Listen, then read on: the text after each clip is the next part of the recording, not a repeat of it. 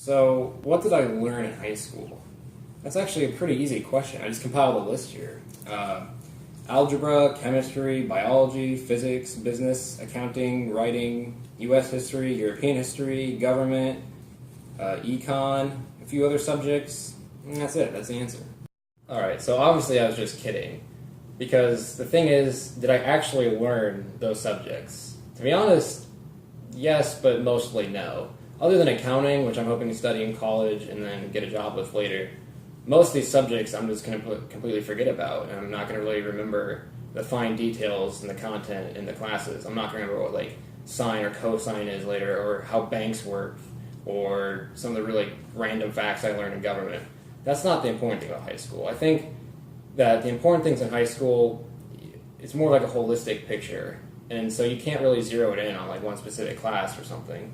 And I think if I can't remember something that I did in high school, and since this video is supposed to be about how I want to be remembered, if I can't remember it, then I don't think it belongs in the video. So considering that I really didn't learn anything in my actual classes in high school, there was definitely one thing that came to my mind that I did learn in high school, and that's how to procrastinate / run on extremely little sleep. And by that, I mean, some people call procrastination an art. And if that's the case, then I'm Pablo Picasso. Because in middle school, I thought it was pretty hardcore if I went to bed at midnight, but high school kind of showed me a different way. Because by the end of junior year, just not sleeping at all the entire day after school and night was pretty standard. And so, since procrastination was the main thing I learned, in this video, I'm going to show some of the different ways that I learned how to procrastinate. One of them being eating.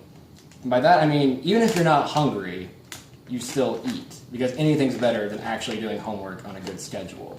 So for me, entire bag of Sun Chips, 3 Rolls-Royce crackers, whatever works for you, as long as you're not actually doing your homework. Another way to procrastinate is if you have a lot of homework to do, but instead you just lie to yourself and you prioritize sleep instead. Oh.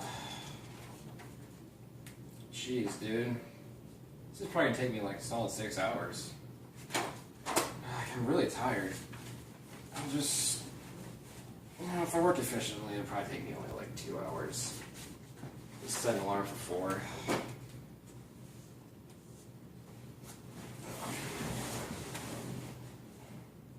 Procrastination played a pretty big role for me in high school, and it's one of the things I remember the most vividly. But with that being said, there are still 2 things that I've left out that are really big in procrastinating. That would be Netflix and then YouTube / just the rest of the internet. These types of procrastination are really instrumental in getting through the midnight, through 6 a.m. type of hours. But sometimes staring at a screen for that long in the morning before school can get pretty tiring and boring. So that brings me to my next point, which is caffeine pills. If you're 2 a.m. and you need to finish the last couple episodes, to finish off the season, but you're starting to get tired and you can't do it, just have a few of these. Like that. It's about accurate. And if you do that, you're going to be pretty energetic for the next 10 hours. However, the problem is caffeine pills can get pretty weird. For example, I had a week where I had 5 hours of sleep total. And I learned that you can actually, when you do that, you can get so sleep deprived you start hearing Japanese instead of English. And then you can sleep 26 hours in a row when you get home on Friday. But, anything for the sake of doing your homework at the very last minute. But not all of high school was me just barely getting any sleep and just having terrible weeks with, really unhealthy through procrastination. I mean, there were definitely some, but there were also some highlights too. I mean, I was part of the state-winning tennis team sophomore year. You can see me, MVP. I'm just kidding. I was also an MVP at DECA, as you can see here, being pretty good at accounting. That was good for building my resume. I also had a lot of new friendships that I created during high school, and I remember vividly playing a lot of poker with them. There were a lot of fun Friday night poker nights, so that was good. And also, freshman year, I got a pretty sick katana. So with everything being said, I don't think there's one particular thing that defined me in high school. I mean, I think when reflecting, I realized that high school was just a roller coaster ride. There were a lot of really good times, like winning state in tennis. There were also some really bad times where I had weeks where I was just swamped with homework and I got really little sleep.